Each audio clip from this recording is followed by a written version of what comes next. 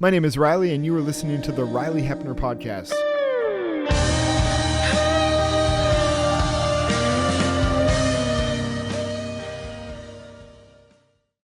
Well, your new book, Tim, is 12 Classic Christmas Stories, a Feast of Yuletide Tales. Before we even get to the book, though, I would be curious to know, what role has literature played in your own experience of Christmas? It really does shape our imagination, doesn't it? I think it's played a central role. When I roast a goose every year for Christmas, Oh, wow. for example, and I Okay, do that because the Cratchit family has a goose in Charles Dickens' A sure. Christmas Carol.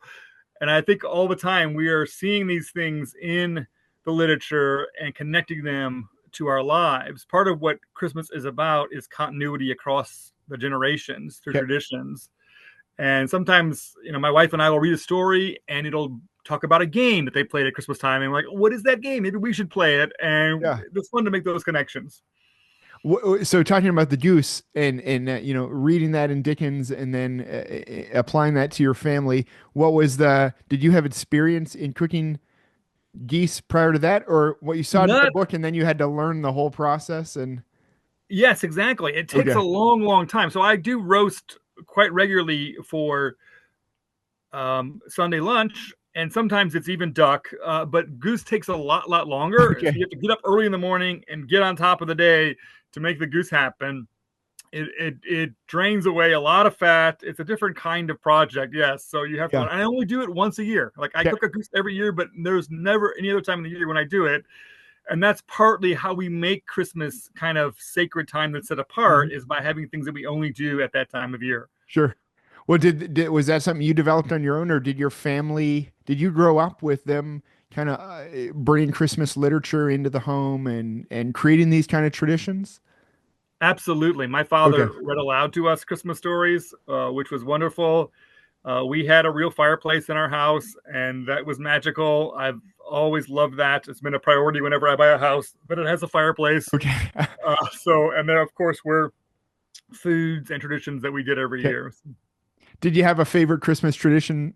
Sorry, not even tradition. A favorite Christmas story growing up? A story even that maybe was tied to your own Christmas traditions, like the Goose and Dickens or something like Yeah, that? it is. It's the most obvious one, but it's obvious for a reason. So definitely, Charles Dickens' A Christmas Carol was the Okay. one that I really loved, and my father would often break it up into parts over several nights. We'd have like maybe one ghost per night, as it were, Okay. and Yeah. that was very special. Oh, that's really neat. Well, that kind of starts to answer this question. Uh, like you clearly are the right person to write this book. In the introduction, you call this a labor of love. I think again, you've already kind of answered it, but where did that love for Christmas stories come from? And did it lead you to creating a book like this? Like what inspired you to curate 12 classic Christmas stories? Yeah, there are many ways to answer that, and if I kind of pull it back the farthest, I think I've really been struck by that Paul lean passage where the apostle says, whatsoever things are lovely and true and admirable and good report, Yeah. think about those kind of things. And I came to a point in my scholarship where I was like, what could I think about that really is just lovely and edifying in and of itself, that also I have an expertise to add to the conversation. Sure. And because I do 19th century Britain anyway, the Victorian period, which is so crucial to Christmas studies, I realized, oh, here's the perfect intersection of those two things. And that's how I got started. But it is an honoring of my father, Okay. who died maybe 6 years ago, who loved Christmas so much. And so I think part of it is me processing his death and Okay. remembering how much Christmas I associated with his enthusiasm for Christmas and the things that he had us do. And so there are layers and layers. So I guess it's elements from your dad and from your upbringing that through this book you're hoping to pass on to readers, maybe enrich readers is the understanding of readers themselves, their understanding of Christmas. Was that your hope for this book to pass on some inspiration, tradition? It certainly was, and the book is being received great so far, Awesome. which I'm very pleased with. And so, why I'm mentioning that is because I did kind of wonder, like, if I was in a complete fantasy place to imagine that families would ever read aloud to each other anymore. Yeah. Maybe that just like is so countercultural it won't happen. But I did kind of hope that, oh, there's a homeschooling world out there, and there's our Christian classical school world out there where Mhm. people are a little more committed to texts, even though it's countercultural now. Yeah. So that, yeah, I grew up with that. I've Okay. done it with my own children. All of our children are in their 20s now, but we've always read stories aloud during the holiday season. We did one over Thanksgiving again, even though we're all adults. And so I did think I would love to share this, and my kind of highest hope is that I can actually nurture some Christian traditions for Christmas, for families, for people together to make it more communal. But if Yeah. not, I think even if you're just a bookworm all on your own, Yeah. you'll love this collection and it'll add something to your Christmas season just by reading the book by yourself. When I first picked it up, I think my initial thought was, okay, Moody approached Dr. Larsen to be the curator, the editor, and he said yes. But now I'm thinking it's probably the other way around. Again, labor of love. This was your project, and you approached them with it. Exactly. Okay. And I did wonder, like, is this viable? Will the publisher have a vision for this? And I was told, well, the person who really does that, they're on leave right now. We'll find out what they think when they get back. And Okay. I kind of thought I'm getting vibes of like, this doesn't sound like a very big priority to us at all. But that person, when they did come back, was super excited about it, got the vision for it Okay. immediately. I had a great experience with Moody Press. It's my first time publishing with them. Okay. But they've really believed in the book. They really made the book better, not least in the physical layout and visual culture of the book. It's just beautiful and so honoring. So I was excited, but yeah, I pitched it like, is there a world out there that wants this? I'm hoping so. Yeah. Oh, that's really neat. Well, is there a value? There is. Maybe you just define a little the value that you see in revisiting classic Christmas stories in literature, especially in a modern, maybe fast-paced world. I think you already mentioned maybe that value of like families sitting down to read again. Yeah, so the fast-paced world kind of hook is really interesting because things that take more time, more effort, more intentionality are the things that make memories. Yeah. And so I think we often cheat ourselves. Our family goes every year to actually a Benedictine monastery, who these Benedictines are also Christmas tree farmers. They raise these big Oh, fields of wow. trees.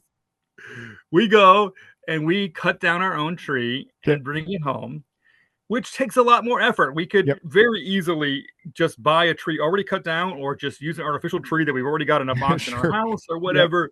But that process has become a big memory making process in our family. And it's Okay. something we look forward to every year. We have rituals around it. We usually get donuts afterwards, things like that.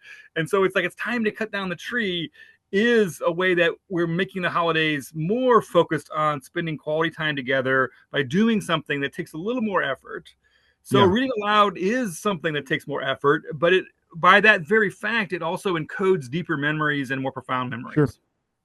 Well, what I mean, to some degree, especially with Moody Press behind it, I mean, you were writing, I imagine, writing to a Christian audience, or at least them being a part of the audience you're writing to. I wonder what is your response, perhaps, to Christians. Uh, Maybe these people don't exist. I think they probably do. The Christians who are weary about any other Christmas stories than the Nativity. Uh, you obviously think there is room in the Christian life for, and even a need for other stories in the Christmas season and in the life of the church. I guess, how do you respond to these people that maybe think maybe you're blurring the line between the secular and the sacred part of Christmas or something like that? Yeah, it's an interesting question. I think that the gospel story resounds and gets echoed through all kinds of other stories. Okay. So even, Charles Dickens was not a Christian man the way that I would want somebody to be a Christian. Okay. So I'm not going to try to make him into something he was not by a long Can way. you tell me a little bit about Charles Dickens, even just to preface it? Yeah, well, partly what I'm trying to emphasize there is, he left his wife for Okay. another woman. He definitely makes fun of conservative Christians a lot in his books and tends to kind of like paint them as hypocritical and moralizing. Okay. So I don't want to kind of pretend like, here's a model Christian in Charles Okay. Dickens. But what I want to say is he could tell like the power of story. Okay. And so if you look at A Christmas Carol, what it really is an evangelical conversion story. Okay. It's about a man who literally goes from total depravity to being redeemed literally overnight. He once was lost, but now he's found. He once was Yeah. blind, but now he sees. It happens overnight. It's a story that has power because it's connected to the gospel story. Oh, that's such a And good point. yeah, it's why it goes down the ages. And so many of the stories that resonate, if you look at them, I look at them and say, actually, we can talk about specific stories in this collection, but I can see like you're actually deliberately building on a biblical parable or Okay. a biblical story or a theme of the gospel is what is giving the heartbeat to this story. Okay. So it is the word becomes flesh. It's the word is now something that I can comprehend and grasp. So that's what we do when we tell stories and illustrations in sermons. Yep. I'm trying to preach the scriptures, I'm trying to preach the gospel, but I'm trying to get it to connect to you and your life. And this story kind of becomes the bridge that does that. Sure. So you would treat, I mean, at least the Christmas stories that you've kind of again curated here as, Lord of the Rings, as Narnia, as imagery to convey, even if it wasn't necessarily intentional, but the effect of it on the church can be to convey gospel truths in different stories. Absolutely. And I do want to kind of also push back a bit on the kind Okay. of like secular versus Christian dichotomy. Part of what as I've gotten deeper into Christmas studies, I've thought more and more about how the Jews in the Old Testament were taught to celebrate a sacred day. Okay. And it's a feast. It's a party. It's about having better food and better drink than you usually have. It is this kind of wonderful celebration, but it's a celebration before the Lord. Yep. And so I think the fact that we enjoy things is part of how we're honoring this as a sacred day. Yep. It's not, oh, here's the part where we have fun and here's the part where we honor Yeah, Jesus. for sure. Yeah. We're celebrating the birth of Jesus. And Yeah. so the celebrating part, the having fun part is part of the honoring. Yep. Yeah, I think you're right on. I just run into this every Christmas season in the church. Our family enjoys the Christmas tree tradition and going and getting one and the stockings and the this and that some people that I'll always run into again in this season as a pastor will be like, there should be no tree in the house because of these origins, and there should be no this and there should be no that, and it should basically just be baby Jesus and the Gospel of Matthew. And where I think you're not blurring the line, but you're giving license to celebrate Jesus with more things than just I the am. nativity story. I snuck in the back of the book as a kind of appendix an essay that I wrote myself Okay. called "Is Christmas Unbiblical or Pagan?" And I'm not going to spoil any of the actual literary stories in the book, but I Yep. will do a spoiler on my essay and say the answer Sure. is no. Christmas is not unbiblical. Christmas is not pagan. And I wrote it precisely because of this kind of ambient kind of anxiety that some Christians do have. And I just try to stare it down. I say, why do you think that? What is the bit that you think is pagan? What makes it pagan? What is the bit that you think is unbiblical? What makes it unbiblical? And I go through all of the arguments that people sometimes raise, or just like I say, it's more often just an anxiety or a feeling. I'm not sure if this Sure. is right, and try to alleviate some of those concerns. Of course, you can celebrate in ways that are unchristian, ungodly, unbiblical. But just because you're celebrating doesn't Yep. mean that that's true. And some of the kind of old chestnuts, to use a Christmas phrase, about Christmas trees being pagan and things like that, are just false. Okay. And I kind of unpack why that's so. Going back to your mention of Dickens, would Dickens have identified as a believer, and would he have seen what you see in the Christmas story himself? Yes. So Dickens actually wrote his own kind of compilation of the four gospels for his Oh, wow. children. Okay. He was a strong believer in Jesus is the gospel, Jesus is the story. Okay. And so some of what he was doing was actually criticizing Christians for Christian reasons. Okay. So that's where the hypocrisy kind of charge comes in. Part of what's interesting to me about that as a historian is Jesus is the very one who taught us to care about hypocrisy. Sure. In the ancient world, nobody cared. Like, how you feel in your heart, I could care less. Just pay homage to me. That was how it always went, both with the gods and with the emperors and the kings. It was all about actions. And Jesus came along and said, no, it's actually about your heart. What's the true intention here? What is the true belief here? What is the true disposition? And so even by criticizing Christians as being hypocrites, you are kind of doing something that's downstream of the teaching of Jesus and, Sure. and following in his direction that he took for how we look at the world. Yeah, that's a really good point.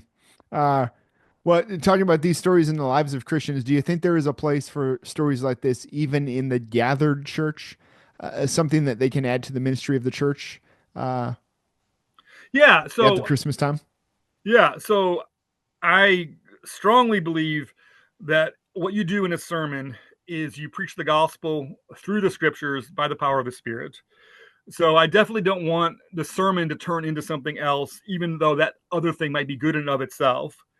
But in the sermon, as I said, where the story comes in, that kind of story is in the embodiment, in the word made flesh. So this is a sermon that is kind of centered or normed by the gospel. It's being communicated through a text of scripture, but then that scripture is being brought home to you through story. And that could also be video clips. It could be something that's played before the sermon. It could be a little play. So narrative could play its part in that. But not in a way that is taking away the fact that the gospel through the scriptures is what a sermon really does. Yeah, to this point, I mean, your book was really effective for me because I'm not well versed in Christmas stories. This was exciting to read a lot of these for the first time, and to start to think about how even the Christmas Carol, how some of these can be illustrations in sermons. And I might even steal from you even how you just explained the Christmas Carol was brilliant in a way I've absolutely never thought of it, and may find its way into a sermon. Can you tell me more about the authors featured in this collection? Beyond Dickens, are there any lesser known authors whose works you were especially excited to highlight in this book? Yeah. So the least known is Fanny Jackson Copen. Okay. And she is an extraordinary person. I'm so inspired both by her story and by her life story. So she was an enslaved woman who, even in that condition, was recognized by everybody to have unusual intellect and brilliance and capacity for knowledge. So when emancipation comes, when she's still just like on the cusp of adulthood, she becomes one of the first African-American women in America to receive a bachelor's degree. She goes to Oberlin College, and then she becomes a lifelong educator. She's committed to other people also reaching their intellectual potential and gaining knowledge. She becomes the first African-American woman to become the superintendent of a school district. So she has this amazing career as an educator.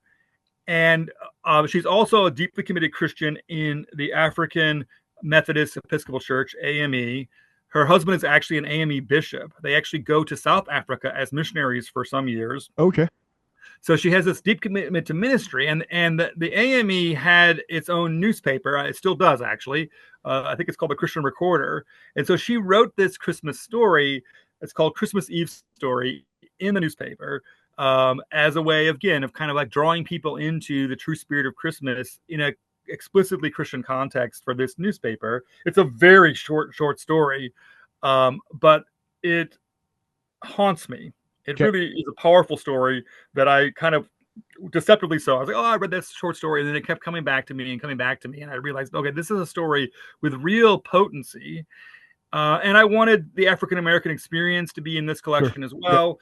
And so I was excited about kind of putting her in. And I think she's the one that, 99.9% of my readers will have never heard of, but they will be glad to have encountered.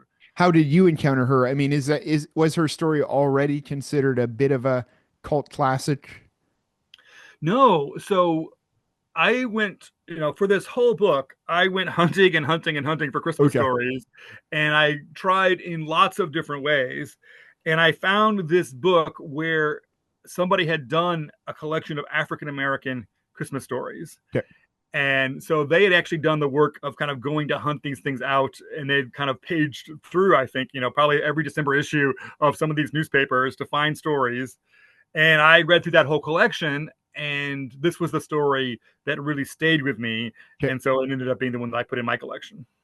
This may be more of a technical question, but did you have to basically get rights for all of these different stories to So appear in this? no, because they're out of copyright. Okay. But what happens a lot is that because they're out of copyright, there are all kinds of versions of them floating Oh, around very sure. accessibly. Because they're out of copyright, nobody has to make them historically accurate. Okay. So people all the time like update the language to make it more accessible to modern people, or cut out things they don't like or whatever. So I did have to work pretty hard to find a first edition so I Okay. could be confident this is the true story that the author actually wrote, and not something that somebody has kind of riffed on from that Sure. story. Will Fanny's family have any idea? I don't know if where her, but anyone in her family after her that would know this came out or is coming out? I have not made any of those connections, but now that Okay. you say that, I want to. Yeah. I do have a subscription to a genealogy site, and it'll be fun to see if I could find a descendant and tell them about it. That's a It would wonderful probably idea. be fascinating for them with the history Yeah, you just described of Fanny yeah.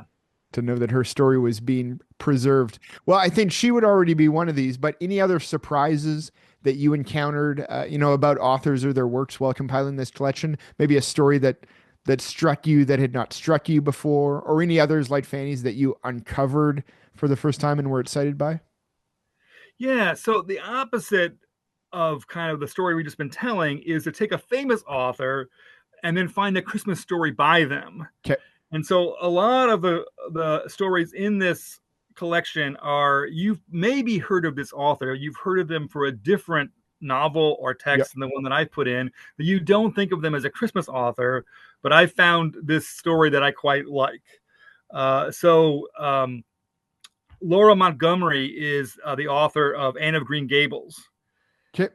And so a lot of people still love that. That book is very popular still. And actually, she wrote maybe as many as, a dozen books in the kind of world of Anne of Green Okay. Gables. So it For became I a mean, whole you're kind of, talking to a Canadian podcaster here, so go. I'm never sure of how many Americans know of Annie Green Gables, but I mean, she is an epic, character in our country.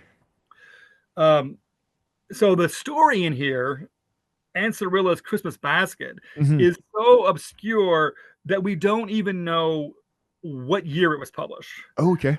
How it exists is because in her own private papers, she had clipped her own story out of a newspaper, and it's found there, but we don't know for sure what newspaper she clipped it out Okay. of. There's a pretty good idea, but what year is more speculated.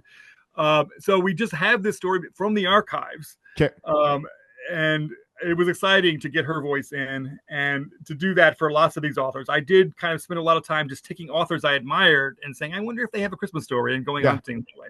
Well, this is really fascinating. I thought the book was more like you collecting classic Christmas stories that everyone else other than me is already aware of, and you're compiling them into one. But you, to a great degree here, seem to be giving platforms to stories that have almost never been published, or at least in modern times. Yeah, I was trying to do a mix of those Okay. two things. So it's kind of like, when you go to a concert, you want to hear some of the greatest hits of that artist, but you Sure. also want to hear some new material. Yeah. If it's all new material, you feel a bit lost. If it's all just kind of the kind of hits, you feel a bit like it's kind of like a retread too much.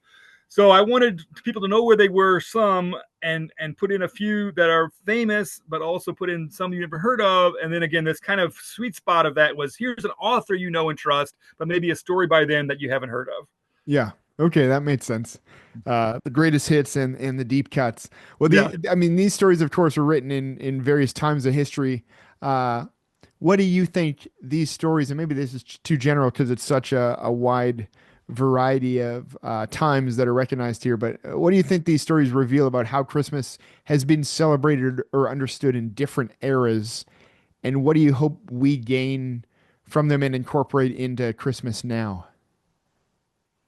Yes. So the focus on family has definitely been there, but has Okay. become deeper and deeper over time. The same with the focus on children has become deeper over time.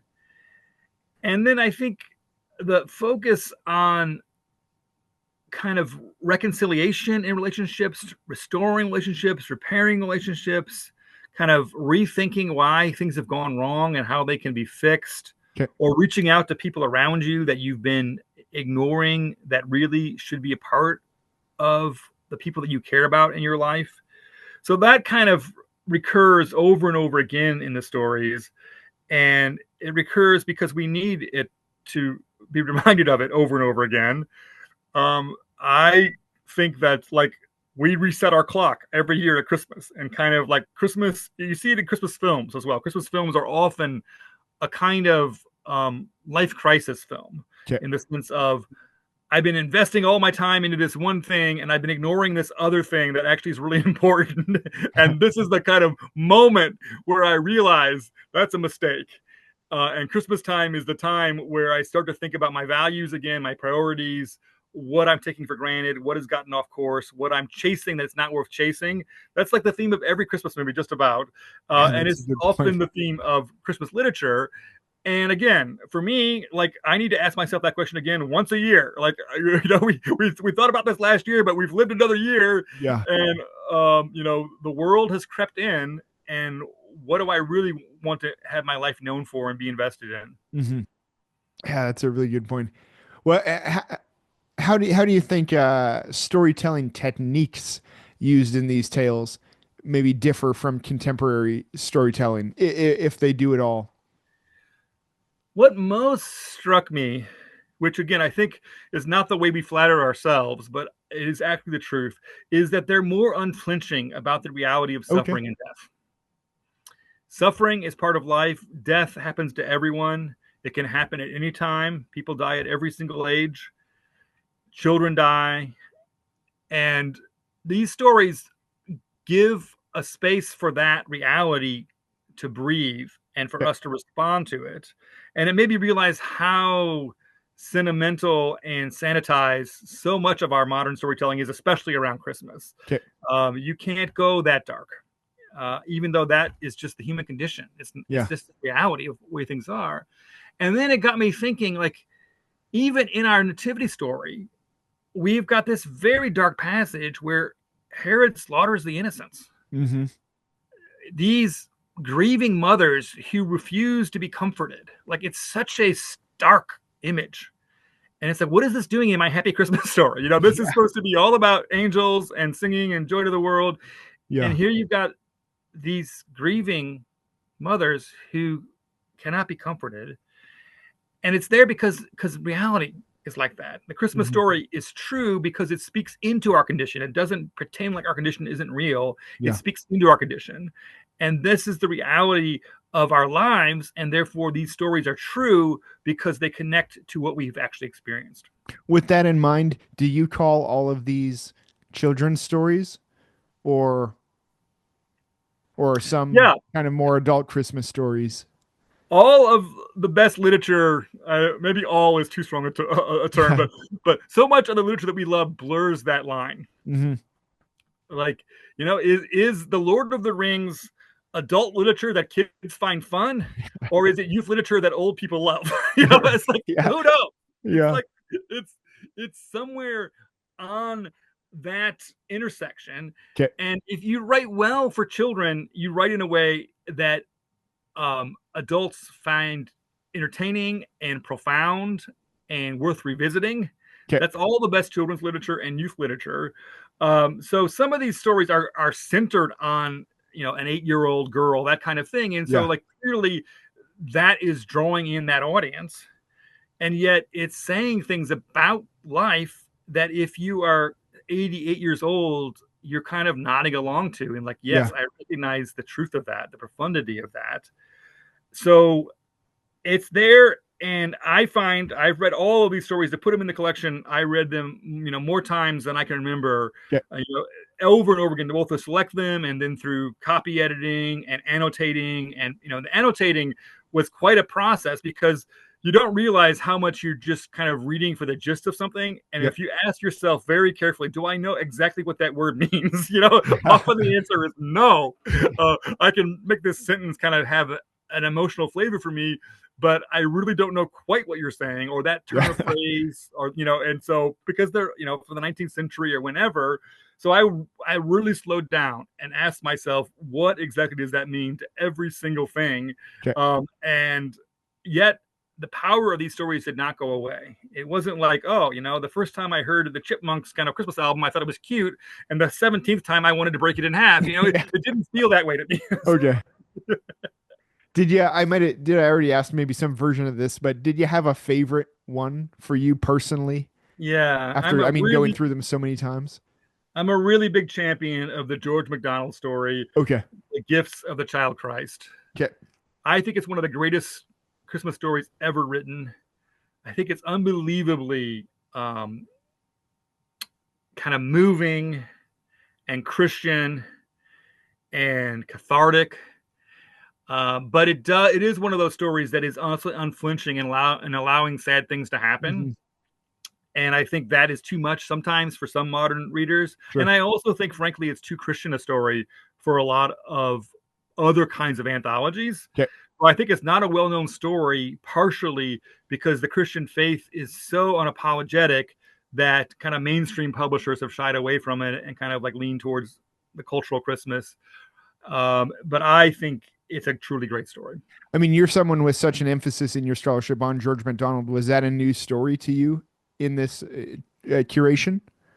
Not in this, but I'd only kind of encountered it a few years before Okay. this. And it it hit me hard even then. That's why I wanted it in this collection. And again, that's not true of everything George MacDonald wrote by a long way. There are things MacDonald wrote that I can take or leave that Okay. don't connect with me very well. But this story, I'm a champion of. Yeah. Can you really say of these books, I mean, because you probably went through tons of different stories. There's none in here that just kind of slid in or like you came to love all of these stories and that's why they ended up in this kind of labor of love. Absolutely. They were competing for their slot against lots of other stories that I Yeah. love. So we decided early on that this conceit of there being 12 stories would be fun to make it more Christmassy. Yeah, 12 days of Christmas, absolutely. 12 Christmas stories. So then the question was, what are the 12? Okay. And there are lots of other stories that I also believe in that I couldn't get into this collection. Sure. So they all fought for their slot. I believe in every single one of them. Now they are doing different things. So I did work to say, like, what about different audiences? Hmm. What if you're somebody who loves adventure? What if you're somebody who loves romance? What if you love a good plot twist? So I tried to put in different kinds of stories for different kinds of readers, and different members of the family maybe would connect more with some than others. So I was looking at the balance of the 12. And Yeah, then, of course, everything when you do a book is also about word count. sure. So I was kind of like saying, well, if I put this long story in and then this short story, they kind of like balance out to kind of fit my word count, that kind of thing. Yeah. Okay. Well, the variety is, I mean, magnificent. I went into it thinking probably we have 12 Christmas Carol type stories, but then, I mean, detectives, ghosts, burglars, goblins, like it's quite a variety. And my favorite, up to this point has been, The Shop of Ghosts by Oh, good. Chesterton. I think especially because, as you already mentioned, like, the author, you've read, most of the greatest hits. I had no idea he ever wrote anything like this, so it was exciting to see his name there. And then, yeah, it was just He has exciting to such a taste something new that he wrote. he has such a sparkling, mischievous mind, Yeah, and you get that in so much of why he endures so well, because he's so great at turning things around, turning them on their head, yeah, kind of seeing it in a way that is equally true, even though it feels like the opposite of what is always said. Oscar Wilde was a genius at that as well, yeah, and Chesterton is kind of like the holy version of that kind of yeah. mind. That's a good. And so, yeah, it's a story that is wonderfully disorientating. Hmm. He just takes you on a journey that it's not the journey you ever could have imagined, Yeah, and I love it too. yeah, absolutely. Well, I mean, again, the variety, ghosts, goblins, burglars, detectives. What makes something a Christmas story? And maybe even the second question to that, what makes a timeless Christmas story? Oh, wonderful. Yeah. So I figured out, again, after I read stacks and stacks of them, that reconciliation in relationships is really the kind of Christmassiest part of a Christmas story. Okay. So you have kind of like two versions. One is, and the same exact thing happens in film, So one um, way of defining it would just be this is a story set at Christmas time. So you have that, with films as well. Films that are set at Christmas time that are essentially a thriller or a heist movie or whatever they are. But it's a Christmas movie in the sense that it's set Yeah. at Christmas and there's The always, the age old debate of whether Die Hard is a yeah. And Christmas and movie. why Die Hard is debated, I think, is because it sort of is about family in the end. Okay, sure. He's like really trying to get back to his family, And Yeah. so if it was just like a James Bond movie set at Christmas, it wouldn't be a Christmas movie in the same way that maybe Die Hard is actually leaning into some of the emotion of Christmas in that orientation.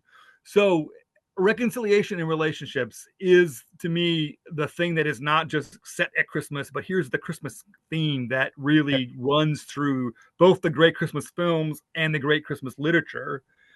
So you mentioned detective. So one of the stories is a Sherlock Holmes story, Sir Arthur Conan Doyle. It's called The Adventure of the Blue Carbuncle. Carbuncle is a gemstone cut in a certain way. In this case, it's a diamond.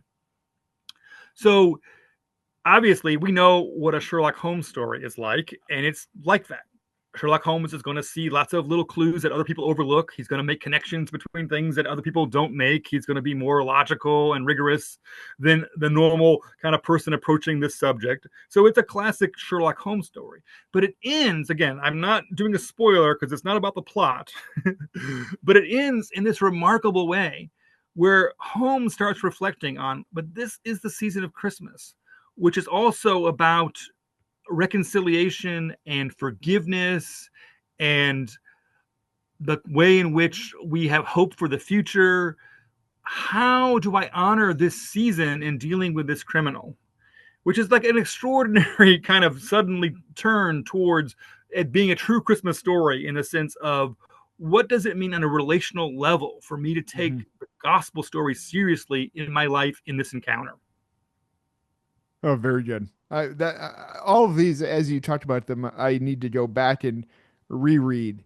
I read once through. I think I read Chesterton's twice, but now I want to go back and read the Adventure of the Blue Carbuncle, and a number of them. And I mean, I only have a 4-year-old so far, and then kids under 4. So the 4-year-old, we're just getting to the stage of reading some. Yeah, well, I'll have to You can do again curate which. was Night Before Christmas might work already. It's not in Yeah. my collection, but it's a good entry level piece of Christmas literature. Actually, Clement Moore, who wrote that, was an Old Testament professor at a seminary, and Oh, so interesting. it's got Oh, a that's deeper connection than you fascinating. might think. Uh, can I ask you, we're talking about a Christmas story, what makes a Christmas story? Are there, and maybe not even literature, but film, are there modern uh, Christmas story, Christmas story movies that you think have done a good job of of carrying on the things that you see in these stories that make them good Christmas stories? Yeah, exactly. All of the great Christmas films are the same thing. They're about that ending, which is me realizing what really matters in life. Okay. And that's why they endure. So, if you go all the way back, I love It's a Wonderful Life, Okay. all the way back into the black and white era. But it's about a man figuring out what matters in his life. And that kind of endures. So that's what Scrooge does. That story has been filmed probably more than like almost any other story in all of film. Yeah. A Christmas Carol. There are so many versions of it. There are animations. There are musicals. Bill Murray did I was going to Scrooge. say the I Bill think Murray version. Yeah. absolutely, it's a great movie. I think, and you keep coming back to it because that underlying story matters. There is a 1940s one called The Bishop's Wife that I love Okay. with Cary Grant. That was later remade, and if you're a purist, you're not supposed to like remakes. I love the remake. Okay. It's called The Preacher's Wife. Whitney Houston was in it with Denzel Washington. Sure. I've heard of that. Yeah. Yeah. Yeah, it's a great film. Okay. And so that pull thing, and even we watched 2 nights ago The Santa Claus. Okay. Um, I was going to you know, ask, does the Larson family read or watch some modern Christmas movies? I avidly. There's one out now Okay. in the theaters called "The Best Christmas Pageant Ever," which I'm Yep. super keen to go see. I keep an eye out. So if there's a new Christmas story, I watched actually two on a plane ride back from Britain 2 weeks ago. Okay. I watched Dolly Parton's Magic Mountain Christmas, which was great fun, and I watched one called A European Christmas, which Yeah. was set in Serbia. I think it was kind of an Eastern European setting, which I also thought was fun. And so, yeah, if you have tips, if you're like, there's a new one out, let me Yeah. know. I'm always trying to build my Okay. my collection in my rotation, but I have kind of classic go-to ones that I watch over and over again. But I also try every Christmas season to find new films that I've never seen before, and I'm looking for great ones that go into the rotation. You, Tim, I mean, apart from the book, just talking to you, you are an inspiration to try and better celebrate Christmas, to do it well. And I love that you have such a passion for so many of the elements of Christmas. I think that's really, really neat. And again, it feels like you're the right guy and maybe the only guy that could have done this book and done it and put so much passion into it that's felt in the pages. But tell me about this piece. You write about it in the introduction. You talk about an old-fashioned Christmas. What is that, and why try and return to it, reclaim it? Yeah, and I've kind of changed my thinking about this some. Okay. I think sometimes it is used almost disparagingly. Okay. This kind of idea of an old-fashioned Christmas, um, and there is a bad sense of nostalgia. To me, nostalgia in its pernicious form, and maybe that's the kind of pure form or a technical meaning of it, is that you think things were better in the past, that you kind of are wishing you could live in the past. That's not a healthy emotion or the right emotion. We need to be thankful for the time that God has put us in and to live joyfully in our own time. That's what we're called to. It's the right way to approach life. So I think that critique is a real critique and it's valid, but people conflate that with any kind of connections that you make with the past. Okay. and um, you're not saying the past was better or I wish I was living there. What you're saying is the humanity of those people is the same as the humanity of me, of myself. And I want to see this kind of threading through time of the human story. So Christmas is very much about continuity. And there's a way in which you experience something as a child that your grandparents experienced as a child and made your parents experience, and then you want your children to experience that Yeah. and to pass it down. And part of what makes it sacred is this connection across time, that we're a family together through the generations, and we do this thing this way. Yep. Sometimes it is like a literal object. Like here is, I put up ornaments on my tree that I remember, from when I was 5 years old, my Hmm. mother putting on our tree, and I've saved those ornaments. And they're old. I think they're older. I don't think she bought them new. I think she Okay. also got them, somewhere in the family. And so that idea, the old fashioned Christmas, is like, here is these things that endure. Okay. And I think sometimes, life can be bewildering because we don't know the future and because change is happening at a pace that often feels frustrating to us. Okay. There's, for me, like, I feel like every thing I want to do now has to go through an online platform where I have to kind of, learn their fiddly interface where it won't accept the answer that you've given it, even though it's the right answer, and it's pushing you back to the page. This page is not completed, or whatever it is. And there's something about saying, oh, here are human values that endure, human Hmm. cultural practices that endure, that have meaning, that remind us that it's not all just kind of the confusing, unknown future and change, but it's also this through line of here we are as a people, here we are as a family, here we are as a culture. These are things that we do that endure, that matter, that are worth doing, that I want to give as an inheritance to my children. Yeah.